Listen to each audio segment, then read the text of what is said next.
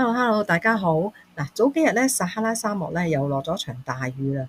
咁大家有冇諗過咧，當地嘅房屋點樣排走啲積水啊？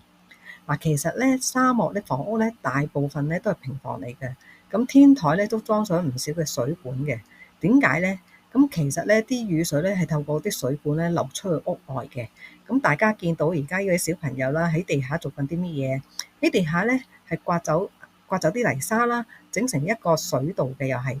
咁因為咧天台流出嚟嘅雨水咧，如果唔透過地下個水道咧去排出屋外咧，咁啲水咧會倒灌入屋嘅。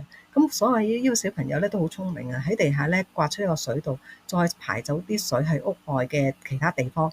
因為始終沙漠咧嘅排水嘅設施咧都係比較落後同埋比較差嘅。如果唔係透過呢個方法咧，有啲雨水咧就倒灌入屋入邊噶啦。